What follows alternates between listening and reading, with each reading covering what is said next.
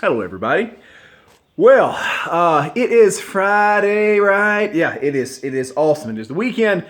You know, it's great, but weekends rarely mean anything for somebody who's self-employed. So, yeah, it's Friday, so I pay homage to the fact that all you out there working real jobs and important jobs get to have the weekend off. However, I am back in the shop, but I'm kind of taking off myself.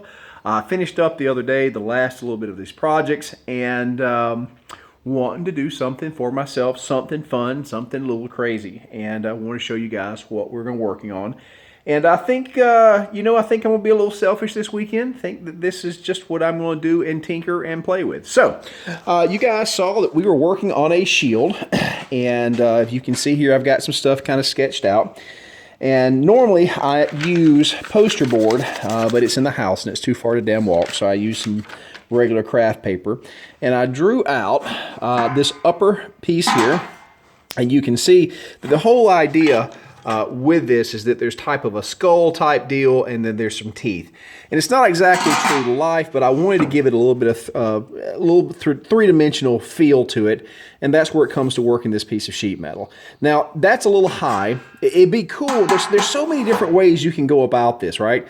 If you just want to paint this on there, you could paint it on there, dress it up, and it looks cool as hell. I want to give it something a little more extra out there. There's so many ways to approach it, but I took another piece of that 16 gauge steel and drew this out on the paper, and then basically now informing this a little bit. Now this is where anatomy comes in, because this is kind of like a walrus at this point, as far as least as the bone structure. If you were doing something like a saber-toothed cat, the nostril here would actually be further back. This would be jutted forward. But the problem is because we need to kind of keep this in the plane of the shield, doing it like a saber tooth would look, I could not get the right effect. So we're kind of making a mystery beast here. I'm going to pull this nasal cavity out just a little bit, press down this cheek area that's right above the upper teeth, and just try to smooth everything out. And again, I got to keep it kind of low because you don't want this thing sticking out 6 inches from the shield. Now, as far as the teeth goes, that's where I've really been trying to figure out what I want to do, because now I can come in and I can actually take this guy and hit it with a little bit of darkener and darken this guy up. And same thing with here, but I really want this thing to have some color and some texture and to pop.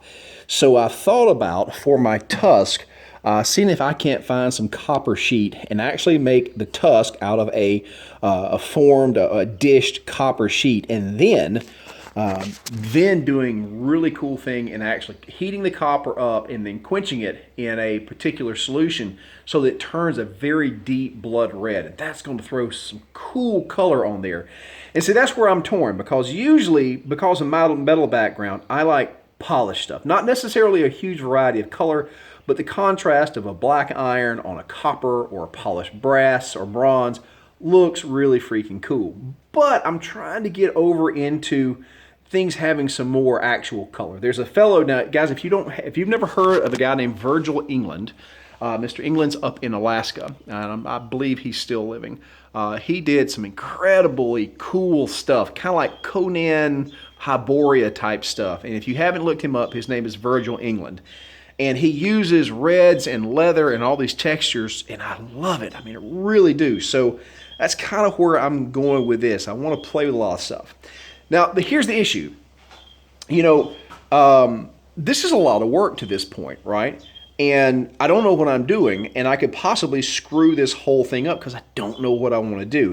And that's kind of the price of doing awesome work, is that you're going to have to invest a lot of time even into the attempt to do something, the right way. So, I mean, I'm sure it'll turn out cool, but as I have screamed at everybody time and time again, it's not until you get into your 4th or 5th piece, even a big piece like this, that you really start refining it and getting it right. So it's going to be no different, even though this is going to be a fun piece. So I'll have some other videos throughout the day of what I'm doing here. And like I said, we'll go from there. We'll make this part 1. See you guys in a little bit.